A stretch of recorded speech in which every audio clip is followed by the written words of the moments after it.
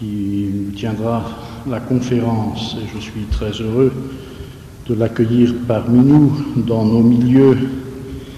Il est bien connu pour tous les travaux qu'il a faits, multiples travaux, à travers l'association Action familiale et scolaire, que ce soit ses études sur la messe, tout à fait remarquables, sur la liberté religieuse, la franc-maçonnerie, le charismatisme, et encore bien d'autres études. Et je dois dire que M. de Lassus nous donne un exemple par son dévouement pour la formation doctrinale. Il est, je dirais, tout le temps en voyage, souvent, pour faire des sessions doctrinales. Et je crois que c'est extrêmement important pour nous, car ça reste la base de notre combat. On ne peut rien faire, on ne peut rien construire sans d'abord poser des fondements doctrinaux. Je suis heureux de participer à ce congrès de Sissi-Nouno. Je suis heureux de manifester ainsi, pour ma part, ce qu'on a pu appeler un front commun constitué par des fidèles et par des groupes catholiques qui peuvent être en désaccord sur des points importants, mais qui sont en parfait accord sur les grands axes du combat doctrinal et qu'il faut mener contre le néomodernisme conciliaire et postconciliaire. Le sujet qui m'a été demandé par M. l'abbé du Chaleur est un des aspects du néomodernisme en France, c'est l'affaire de la catéchèse.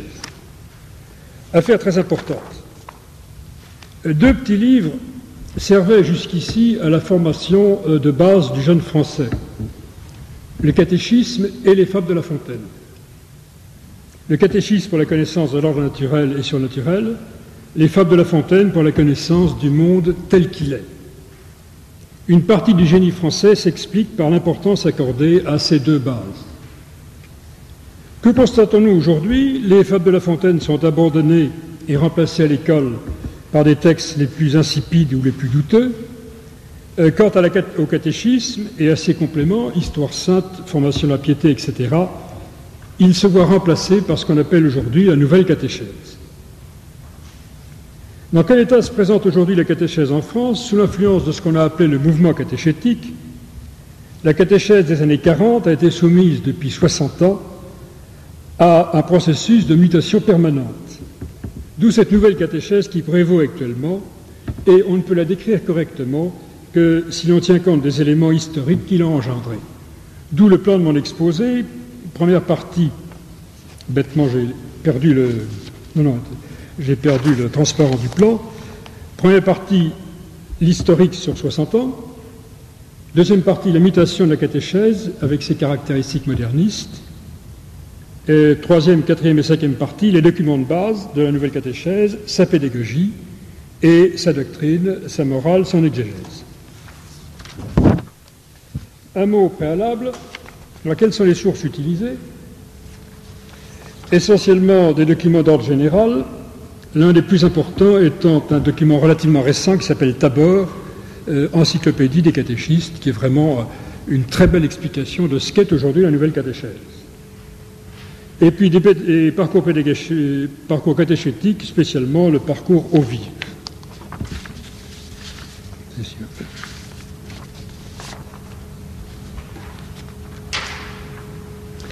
Une précision de vocabulaire au départ, quelquefois on se prend les pieds dans les ficelles avec les mots catéchisme et catéchèse. Voilà comment ils sont utilisés en France actuellement. Le mot catéchisme désigne un livre, le fameux résumé doctrinal par questions et réponses, un acte, faire le catéchisme, une institution, le catéchisme de telle paroisse. Le mot catéchèse désigne aujourd'hui l'ensemble des activités destinées à former les enfants et éventuellement les adultes à la vie chrétienne. Et cette catéchèse devrait comprendre le catéchisme, bien entendu, l'histoire sainte, la formation à la piété, l'explication de la messe, la préparation au sacrement, première communion, confirmation. Donc dans ce vocabulaire tel que nous l'utilisons, le catéchisme n'est qu'une partie, la partie la plus condensée, la partie la plus abstraite de la catéchèse. Que dire de ce mouvement catéchétique qui a commencé à la fin du XIXe siècle, mais qui s'est surtout développé à partir des années 1940. Il y a à ce sujet un livre très intéressant qui a paru intitulé « Un siècle de catéchèse en France, 1893-1980 » de deux prêtres de diocèse de Strasbourg, Adler et Vogleisen. C'est un livre vraiment très important sur le plan historique. Il montre que les premières influences sur le catéchisme viennent de la pédagogie profane à la fin du XIXe siècle et au début du XXe, où il y eut une effervescence pédagogique très importante. Et ils évoquent le nom de Dewey, celui qui a mis à la casse la pédagogie américaine, le nom de Maria Montessori en Italie, le nom de Freinet en France. Maria Montessori est spécialement importante, voilà ce qu'ils disent. Maria Montessori a inspiré plusieurs promoteurs du mouvement catéchétique, spécialement Françoise Derken et Hélène Lubienska. C'est surtout à partir de 1940-45, de l'immédiate après-guerre, donc, que ce mouvement qui ne touchait qu'un petit nombre de gens au préalable, dans les années, disons, 1900-1940, a pris figure d'une manière beaucoup plus visible avec le fameux chanoine Quelon. D'où une première étape de cette évolution de la catéchèse correspondant à la période 1945-1964, étape qu'on appelle le catéchisme progressif. Quelle était sa tendance? C'était de donner la primauté de l'expérience du sujet sur l'objet de la catéchèse. Voilà ce que disait le chanoine Quelon, texte au tableau. Vous pouvez le redresser. La valeur pédagogique d'un programme et d'une parole ne réside pas d'abord dans sa richesse de vérité, mais dans le fait qu'ils sont adaptés à l'expérience religieuse de l'enfant, au moins à ses possibilités actuelles d'expérience, dans le fait que cette parole pourrait être qu'elle serait la réponse aux questions que l'enfant poserait s'il avait la permission d'en poser. Primauté de l'expérience du sujet sur l'objet de la catéchèse. Et si l'expérience est nulle, la catéchèse, si on suit ce principe, risque d'être tout à fait nulle. Le chanoine Quelon, avec un sens de l'action incontestable, a développé son action en France. Son expérience a été arrêtée par des mesures romaines en 1957, mais ce sont des mesures qui n'ont pas eu d'effet, et les idées du chanoine Quelon ont été consacrées en 1964 par un document épiscopal français intitulé Directoire de pastoral catéchétique. Deuxième étape de ce mouvement catéchétique, la mutation des années 65 à 1979. Mutation caractérisée par des documents comme le fameux fonds obligatoire à l'usage des auteurs d'adaptation du catéchisme français du cours moyen, qui mettait en pratique le directoire de 64, autrement dit, qui mettait en pratique les idées du chanoine Quelon. Et derrière ce fonds obligatoire, 10 catéchismes, ou si vous préférez, 10 adaptations spécialisées par milieu social, et qui étaient conformes au fonds obligatoire qui était la charte ou la spécification générale. Tendance générale de cette époque, celle du catéchisme progressif, primauté de l'expérience du sujet sur l'objet de la catéchèse. La troisième étape, c'est celle où nous sommes aujourd'hui, qui va de 1979 à l'an 2000 et les suivantes.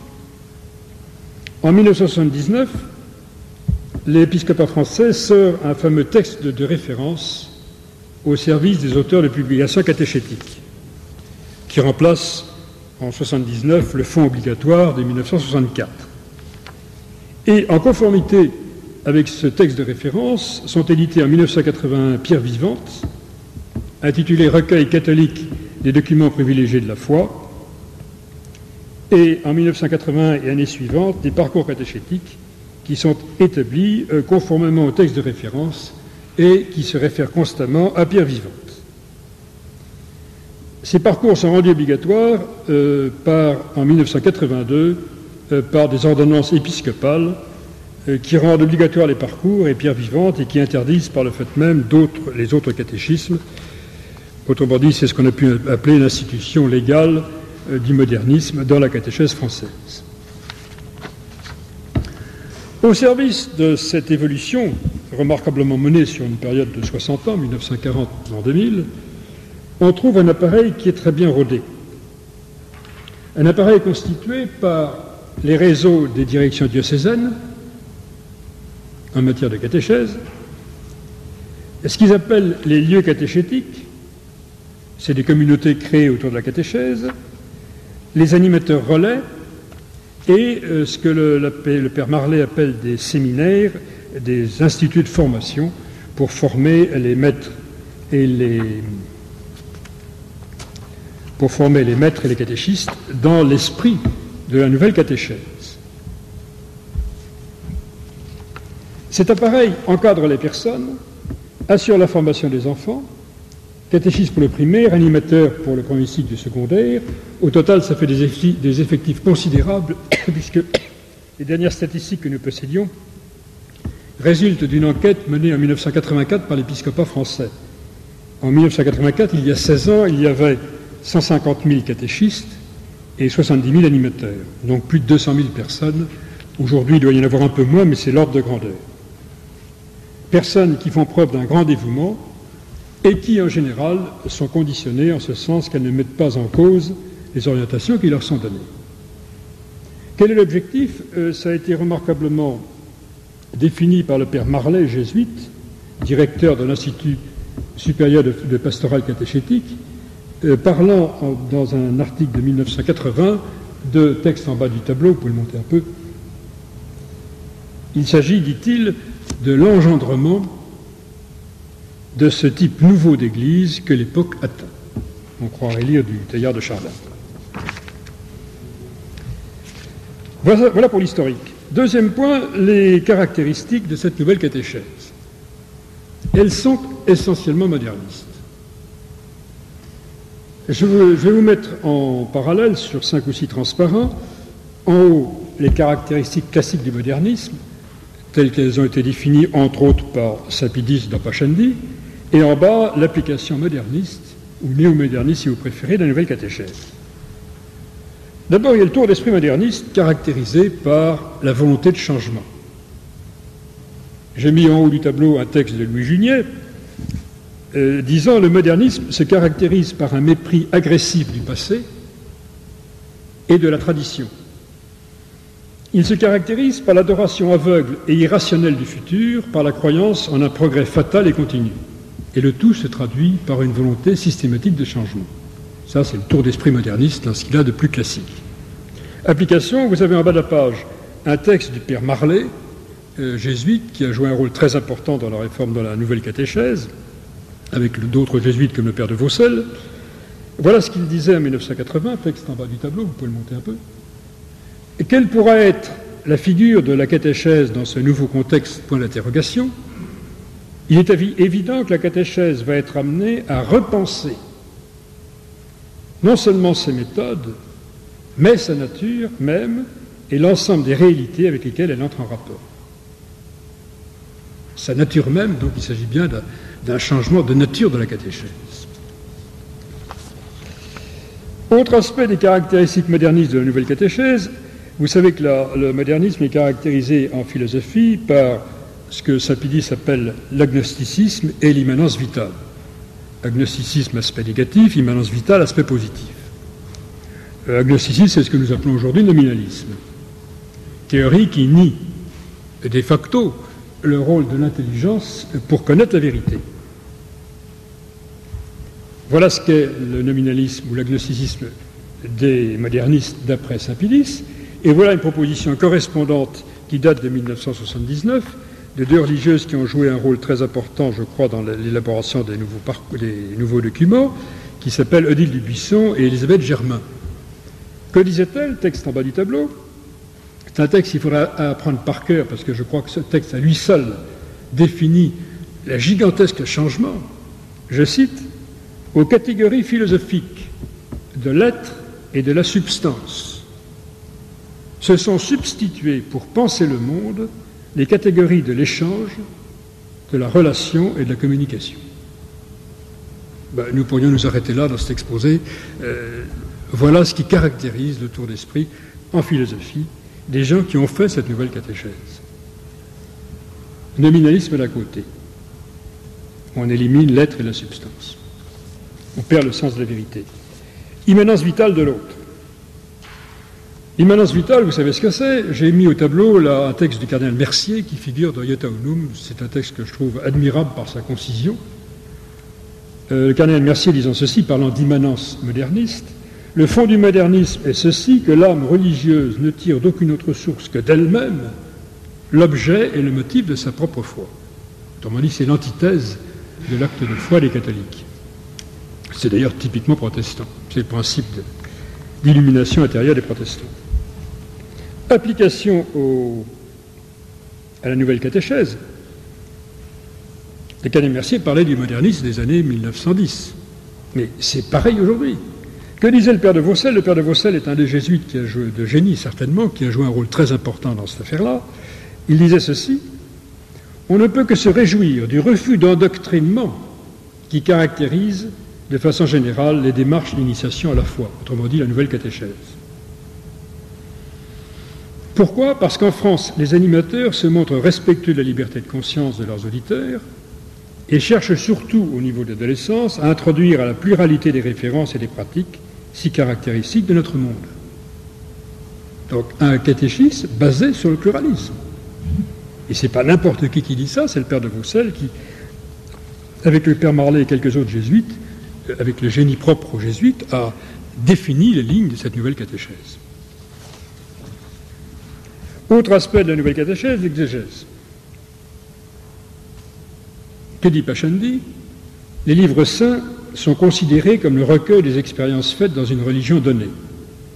Autrement dit, la révélation est considérée comme le fruit de la réflexion des croyants sur les événements humains. Application, voici un texte tiré du livre d'Adler et Vogleisen, rédigé en 1981. La révélation, naguère rassemblée dans le dépôt de la foi, tel un objet, retrouve son caractère dynamique et historique, se présente comme un événement en train de se produire, la révélation, événement en train de se produire, dans l'action catéchétique. Elle redevient, à l'instar de ce qu'elle fut pour les ancêtres bibliques, la découverte lente, tâtonnante de la signification chrétienne des événements humains sous la mouvance de l'esprit. Ce qu'il faut bien voir là-dedans, c'est qu'il y a, dans cette nouvelle catéchèse, et là je n'ai pas le temps de m'étendre, mais je vais quand même vous donner quelques textes, un nouveau système de pensée, une nouvelle façon de voir le monde, un autre univers intellectuel.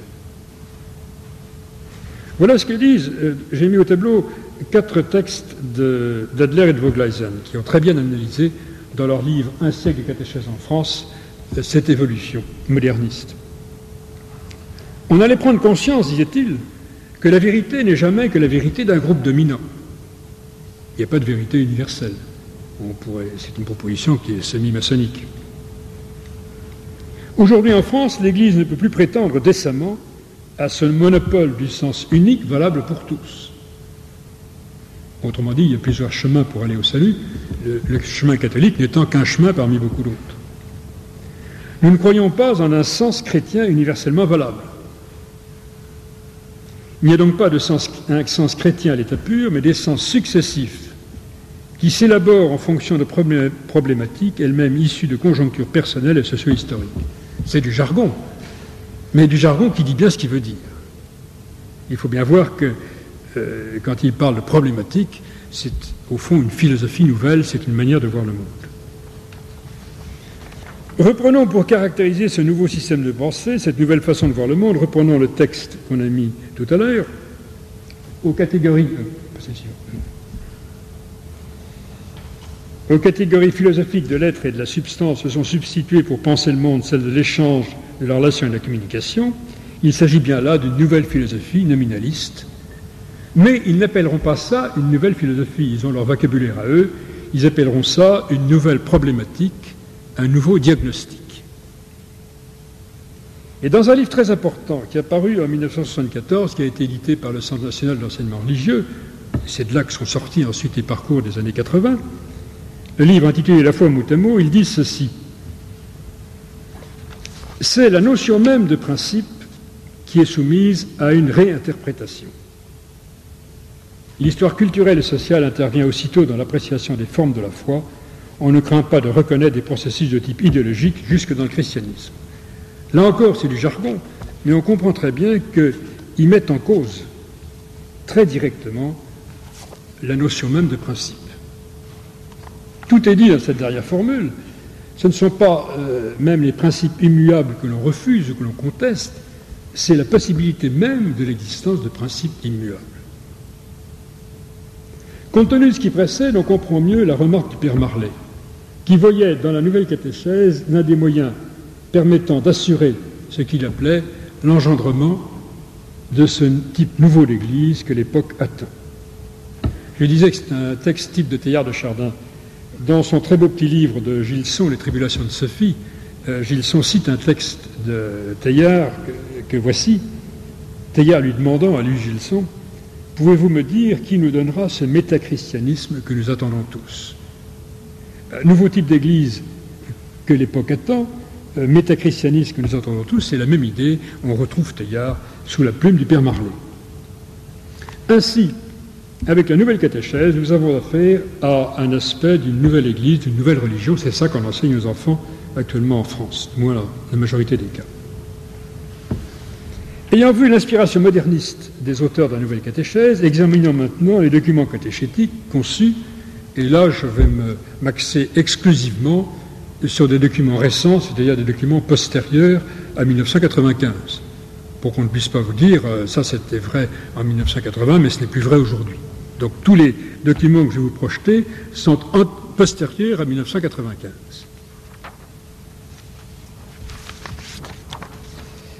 Quelles sont les deux bases de la nouvelle catéchèse? Il y a Pierre vivante et les parcours. Pierre vivante, c'est un document élaboré par l'épiscopat. Il se présente comme un recueil catholique de documents privilégiés de la foi. C'est un peu un fourre-tout. Il contient les textes de l'Écriture, des notices du type catéchisme, des explications sur l'histoire du monde, des explications sur l'histoire de l'Église, des prières, des données sur la liturgie, le tout dans un désordre assez remarquable. Et comme usage, c'est la base à laquelle doivent se référer tous les parcours catéchétiques. Nous allons voir ce que c'est qu'un parcours maintenant. Et c'est les auteurs du Pierre vivante vous disent que c'est Pierre vivante qui constitue l'unité de l'ensemble du phénomène. Pierre vivante n'est pas un catéchisme en tant que tel, c'est un complément aux différents parcours catéchétiques. Ceux-ci sont de plus en plus nombreux. Le rôle de Pierre vivante, livre commun à tous les enfants catéchisés en France, manifeste l'unité de la catéchèse. Nous en sommes à la troisième édition de Pierre vivante qui date de 1994 et les deux premières éditions ont été tirées à 2,5 millions d'exemplaires. Autrement dit, c'est vraiment, au point de vue éditorial, c'est une affaire considérable. Un livre très bien présenté, de grand format, 175 pages avec des photos magnifiques et c'est certainement une performance d'édition. Voilà comment se présente la page de garde de la couverture du Pierre vivante, le troisième, celui de 1994. À côté de Pierre vivante, il y a les parcours catéchétiques. Il y en a actuellement une bonne douzaine en service en France. Qu'est-ce que c'est qu'un parcours? C'est un ensemble de documents catéchétiques proposant sur plusieurs années d'initiation chrétienne un cheminement cohérent et progressif de la catéchèse. C'est la définition officielle. Les parcours sont spécialisés par tranche d'âge. Il y a 5 tranches d'âge. Ils sont pas très souvent, mais ils sont parfois spécialisés par année liturgique. A, B et C. Pour chaque spécialisation, vous avez dans un parcours un guide pédagogique et doctrinal pour l'animateur, autrement dit pour le catéchiste, et vous avez un livre et un dossier de fiches pour l'enfant. S'y ajoute souvent un livre ou un dossier de fiches pour les parents, plus des textes de la Bible, des commentaires d'histoire sainte et d'histoire de l'Église. Ce qui fait que quand vous prenez par exemple le parcours que j'ai étudié surtout pour mon étude, qui est le parcours Eau Vive, qui a été adopté par les 11 départements de l'ouest de la France, Angers, Rennes, Nantes, etc. Le parcours Eau Vive correspond à 14 livres au total. Je les ai tous achetés, ça m'a coûté 1000 francs. Voici comment se présentent les parcours. Vous voyez toujours ce mélange des genres. On voit notre Seigneur qui entre à Jérusalem et en dessous des gosses qui sont en train de s'amuser.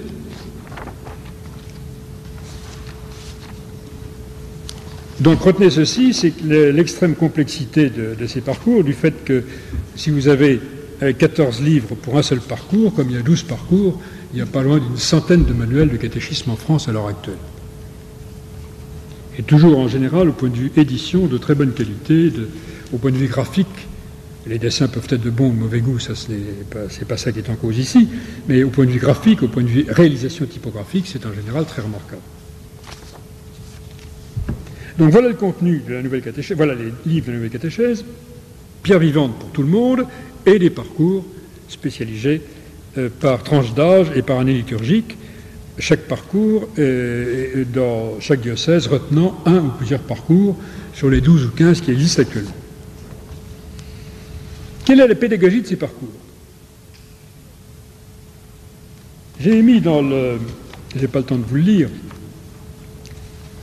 dans le texte de mon exposé, une remarquable critique qu'a fait M. Rousseau, professeur, en 1985, de la deuxième version de Pierre vivante. Mais ces critiques émanant d'un instituteur, de quelqu'un qui a le contact avec les enfants, sont tout à fait valables pour les parcours d'aujourd'hui et pour le Pierre vivante d'aujourd'hui.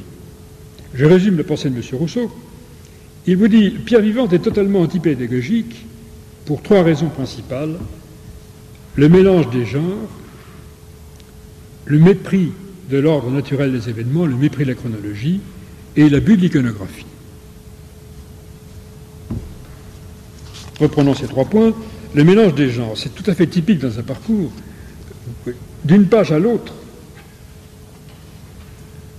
on passe des descriptions de la vie quotidienne des jeunes à des règles de savoir-vivre, à des vérités religieuses, à des textes de la Bible, à des évocations de la vie moderne, à des éléments d'histoire sainte, à des éléments d'histoire profane, à des éléments d'actualité.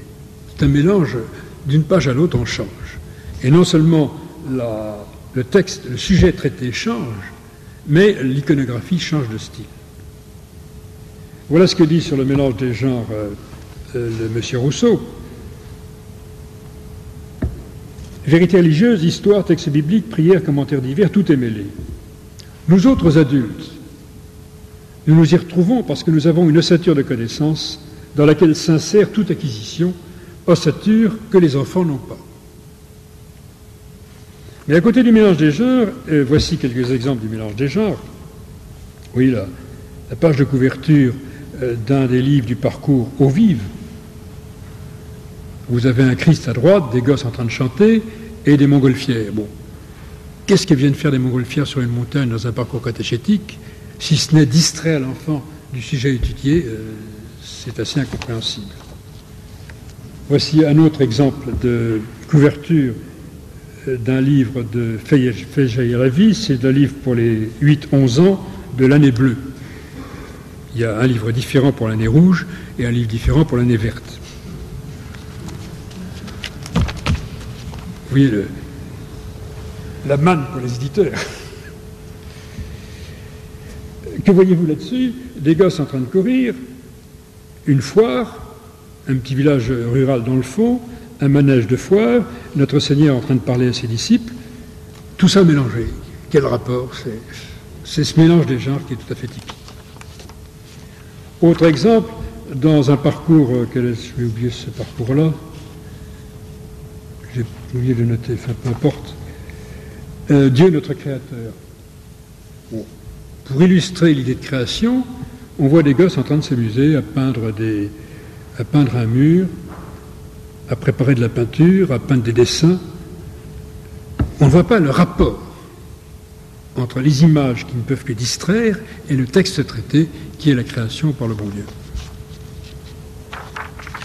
Autre aspect très néfaste de cette pédagogie, c'est l'abus des méthodes actives. Ne me faites pas dire ce que je ne dis pas. Je ne dis pas que les méthodes actives soient systématiquement mauvaises. Un exemple de bonnes méthodes actives, vous l'avez dans le scoutisme. Mais autant que. Et là, ce qu'on critique, ce n'est pas le fait d'avoir des méthodes actives, c'est le fait de tout mettre sous l'angle actif. Et du fait de cet abus des méthodes actives dans la catéchèse moderne, on multiplie les activités des enfants, dans lesquelles ce sont les enfants qui sont moteurs, donc ils ne sont pas récepteurs à ce moment-là. Des jeux, des gens, des chants, des gestes, des panneaux, des dessins, des célébrations qui imitent la messe. Et les célébrations, c'est tout à fait typique. Les parcours insistent beaucoup sur les célébrations. Alors, on fait jouer la messe par les enfants avec les animateurs, avec les 4 parties de la messe telles qu'elles sont décrites, nous le verrons tout à l'heure, la nouvelle décomposition de la messe, mais c'est une messe qui n'est pas une messe, puisque c'est un jeu. Alors, ça fait partie de la méthode active de la nouvelle catéchèse. Voici par exemple comment, dans la présentation du livre « Vous êtes mes amis », d'un parcours qui n'est pas le parcours au vive, on dit ceci: la pédagogie est active, les activités convergent vers les temps forts, et quels sont ces temps forts qui tiennent une grande part dans la démarche? Alors il vous parle de marche, le bâton de marche, la boussole de l'amitié, il vous parle de paix, la valise de la paix, la charte de la paix, univers, la réalisation d'une fresque, le corps, une chorégraphie, le travail, une soirée cabaret, la nappe des métiers, le mur des métiers. Et le texte se poursuit, ce n'est pas au tableau, un choix d'activité, tout ça c'est la catéchèse, et proposer activités qui veulent aider les jeunes à grandir dans leur vie de jeunes, rencontre avec un médecin, à réussir leur vie avec les autres, test de citoyenneté, à s'ouvrir au monde par un repas international, à découvrir la vie en Église par un dialogue avec des confirmés. Il ne s'agit pas de tout faire, chaque groupe détermine le calendrier des rencontres. Résultat, de telles activités prennent beaucoup de temps pour des choses futiles au détriment de l'enseignement des connaissances religieuses. Cet enseignement lui-même tend à se modifier, à être donné sous forme active. C'est ce que laisse entendre le document de présentation du parcours de l'atelier précédemment cité. Alors ces multiples activités, voilà par exemple sur le livre Cascade du parcours au vive. Vous voyez toute une série de fiches pour les 12-14 ans en marche avec des fiches. Ces fiches, qu'est-ce que vous voulez? Invité au voyage, c'est un Spoutnik, échec aux réussites, poussière d'étoiles, justice en jeu, parole d'amis, quel bonheur, quel malheur, Internet, quel rapport avec la catéchèse? C'est autre chose. Ça occupe les enfants, mais pendant ce temps-là, on n'enseigne pas la doctrine catholique. Dernier point, l'aspect... que peut-on dire de ces parcours en ce qui concerne la doctrine?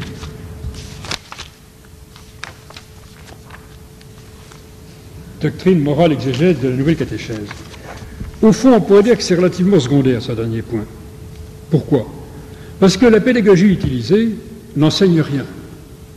Alors, si vous enseignez rien, si ce rien est mauvais ou s'il est bon, ça revient au même. Mélange des genres, mépris de la chronologie, abus des images, abus des méthodes actives, avec Pierre Vivante et la plupart des parcours catéchétiques, nous avons affaire à une opération antipédagogique. J'ai oublié de parler de l'abus des images, mais effectivement, tous ces parcours sont saturés d'images de couleurs. Or, nos enfants ont déjà souffrent d'un abus d'image qu'ils ont par la télévision qui voit beaucoup trop, par les cassettes, par les vidéocassettes qui voient trop, également par les magazines qu'ils reçoivent. Donc on contribue à augmenter les méfaits de l'abus des images en faisant une catéchèse surchargée d'images de couleurs de toutes sortes. Donc je pense que c'est cet aspect antipédagogique de la nouvelle méthode qui est la chose la plus importante. C'est l'aspect le plus désastreux de la nouvelle catéchèse. Un enseignement qui n'enseigne pas a-t-il sa raison d'être? C'est pour ça que ce que je vais dire maintenant, en étant un peu cynique, on pourrait dire c'est moins important. Cela dit, ça vaut quand même de voir comment la question est traitée. Nous avions fait en 1983, c'est le cardinal Ratzinger qui l'avait demandé à la FS à l'époque, une étude sur la catéchèse française de l'époque. J'avais pris 9 parcours et je les avais analysés à travers une dizaine de critères. C'est un gros truc. Là, je vais me limiter simplement à la messe. La messe, l'Église, les fins dernières, l'Écriture sainte et l'œcuménisme. On pourrait en prendre bien d'autres, mais ça permet déjà d'avoir quelques idées. Et cette comparaison, je l'ai faite donc sur une vingtaine de livres, les 12 ou 14 livres du parcours au vif, plus 5 ou 6 livres pris dans d'autres parcours. Et dans chaque cas, il est intéressant de voir ce que dit sur tel point de doctrine ou de morale ce que dit Pierre Vivante et ce que disent les parcours. Prenons la messe. Une chose qui m'a beaucoup frappé, c'est de voir que dans des quantités de points, il y a un véritable schéma nouveau sur la messe qui est imposé, qui est toujours le même, et qui est celui qui est au tableau. Alors il divise la messe en 4 parties: rassemblement, chant d'entrée, accueil, demande de pardon, gloire à Dieu, écoute de la parole, jusqu'à la prière universelle. Ensuite, la 3e partie qu'ils appellent merci ou action de grâce, dans lequel figure le récit du repas de Jésus, c'est ce qu'ils appellent, c'est leur manière de désigner la consécration. Et puis enfin l'envoi, bénédiction, aller dans la paix du Christ. Autrement dit, les 6 parties classiques de la division de la messe sont totalement modifiées, et c'est sous la désignation l'action de grâce ou merci qui mettent l'offertoire, la consécration et la communion. Voilà comment ces 4 parties sont représentées. Le rassemblement, les gens entrent à l'église,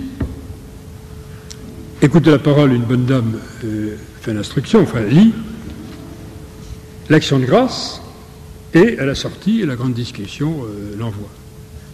Il y a un véritable escamotage de la messe, puisque on a mis en évidence 2 parties qui sont relativement secondaires, l'entrée et la sortie, et on a pratiquement escamoté sous le titre d'action de grâce l'essentiel du saint sacrifice de la messe.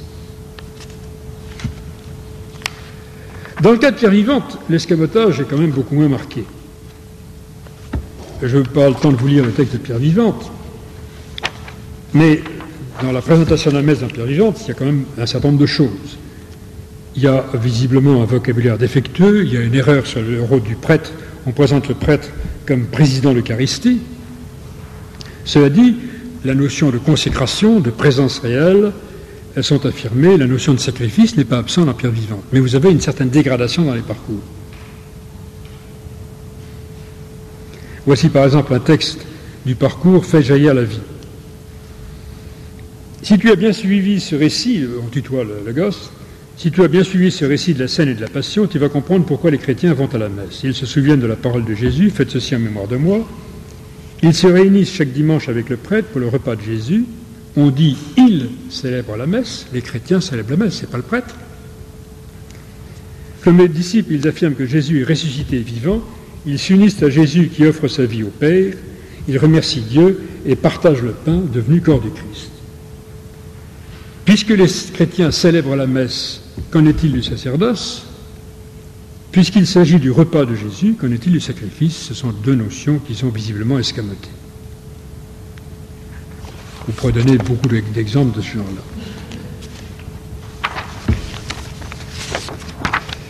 Notion d'église. Voici ce que donne Pierre Vivante et voici ce que donne le parcours aux vives.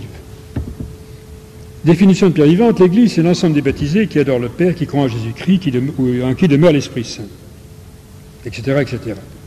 Cette unique Église du Christ demeure dans l'Église catholique, gouvernée par le pape, successeur de Pierre, et par les évêques unis à lui. On retrouve là le fameux subsistit in du texte conciliaire. Et l'Église, c'est l'ensemble des chrétiens, autrement dit, les orthodoxes et protestants, dans cette définition, font partie de l'Église.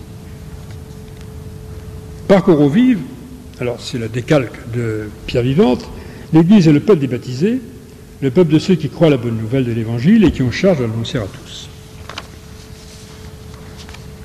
Donc on voit à quel point l'erreur du subsistit in a proliféré au cours des années pour aboutir au texte de définition de l'Église du parcours aux vies. Sur les fins dernières, c'est pareil, il y a un véritable escamotage des fins dernières. Voilà ce qui est dit, par exemple, dans un des parcours. Enfer, ce mot écrit au singulier ne se trouve pas dans la Bible. Aujourd'hui, quand on parle de l'enfer, on pense à des images utilisées par Jésus comme celle de la gêne de feu. L'homme peut refuser de vivre avec Dieu, ne chercher son bonheur qu'en s'enfermant sur lui-même. Aussi, pour le chrétien, vivre en enfer signifie vivre loin de Dieu, vivre sans Dieu, vivre contre Dieu. Cela correspond à la mort de l'âme qu'il faut craindre plus que tout. Tout n'est pas faux dans ce texte, mais il y a l'absence d'affirmation doctrinale. Aujourd'hui, on pense. Aujourd'hui, quand on parle de l'enfer, on pense. Et ensuite, il y a une présentation de l'enfer d'où sont absentes l'éternité et les peines physiques, qui sont moins graves que les peines morales, que la peine du dent, mais qui frappent beaucoup plus l'imagination des humains que nous sommes. Escamotage des fins dernières, c'est tout à fait typique. L'œcuménisme, je vais m'arrêter là. Là, on pourrait citer d'innombrables passages des parcours qui sont faits dans l'esprit œcuménique comme on l'entend aujourd'hui. Voici une page intitulée « Juifs, chrétiens, musulmans dans l'histoire ». Alors, c'est un pot pourri. Tout le monde y est. Vous avez Jésus-Christ, Saint Paul, Saint Pierre, Saint Augustin, Mohamed. Vous avez Athénagoras, Henri VIII, Luther, Calvin, Roger Schutz, Malden Delval, etc. C'est le suivant. Le suivant vous indiquera davantage. C'est l'agrandissement de la partie centrale. J'ai quand même trouvé fort de café qu'ils aient eu le culot de mettre Henri VIII. Disons Luther, c'est scandaleux, mais enfin, il y a quelque chose d'un réformateur religieux chez Luther. Tandis qu'Henri VIII, il a fait une opération politique pour autre chose. Enfin voilà, vous avez Calvin, Luther, Henri VIII et Mohamed mélangés à Saint-Augustin, à Thérèse d'Avila, à Paul VI et à Roger Schutz. Enfin, bon, voilà ce qu'on apprend aux gosses, juifs, chrétiens et musulmans dans l'histoire.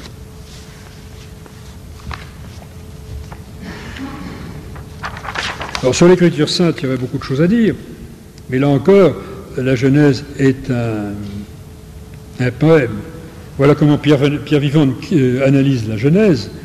Au commencement, c'est par ces mots que s'ouvre le livre de la Bible, présenté sous forme d'un poème, le premier chapitre de la Genèse déroute nos mentalités contemporaines. C'est un poème. C'est en contradiction directe avec les vérités qu'a rappelé Pie XII dans l'encyclique Humani Generis. Je conclus. Dans cette étude, j'ai essayé de traiter le sujet suivant, la catéchèse française d'aujourd'hui, examinée à travers ces textes.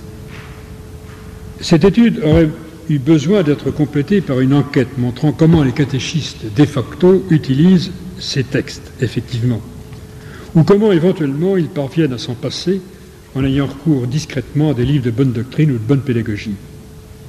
Je connais comme ça un groupe de 80 catéchistes qui travaillent en région parisienne, qui s'occupent uniquement des garçons dans les classes terminales et préparation aux grandes écoles, et qui, tout en restant dans le cadre de la catéchèse officielle, se sont fait donner la liberté de faire ce qu'ils voulaient, et qui font quand même du très bon travail, en prenant les enfants et les jeunes là où ils sont, c'est-à-dire dans une culture de plus en plus radicale. Et ils ont pris le cas le plus difficile, c'est les enfants des classes terminales et des préparations des écoles catholiques.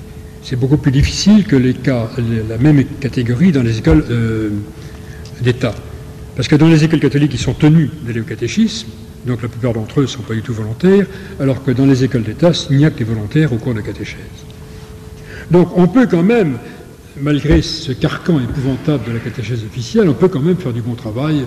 Les Français sont débrouillards, il y a quelques initiatives, j'en connais une en tout cas, qui sont très intéressantes dans ce domaine-là.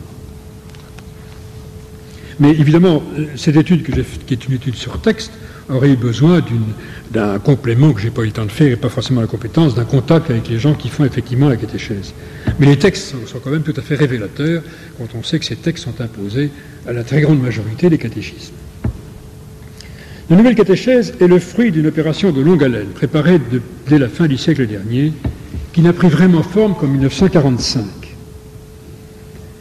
Elle s'appuie sur une puissante institution constituée par les multiples services de catéchèse actifs à l'échelle paroissiale, diocésaine ou interdiocésaine. Elle a été rendue obligatoire par les ordonnances épiscopales de 1982 qui constituèrent ce que l'on a appelé à l'époque l'installation juridique du modernisme. Bénéficiant ainsi du double soutien de la loi et de l'institution, la nouvelle catéchèse représente l'un des succès les plus spectaculaires du modernisme, succès auquel on peut appliquer cette remarque du cardinal Pie. Quand l'erreur, et c'est un texte très extraordinaire, mais très vrai, très politiquement vrai du cardinal Pie, quand l'erreur est une fois incarnée dans les formules légales et dans les pratiques administratives, l'erreur pénètre les esprits à des profondeurs d'où il devient comme impossible de l'extirper. Il faut méconnaître entièrement les conditions réelles de l'humanité pour ne pas voir à quel point le vice ou seulement la lacune des institutions influe sur toutes les classes de la société et pèse sur les esprits, même en apparence, les plus fermes et les plus indépendants. Là, je crois que c'est le cas, parce que là, vous avez la loi, l'installation juridique du modernisme, et l'institution, 150 000 catéchistes, 70 000 animateurs, qui marchent dans le sens du néo-modernisme.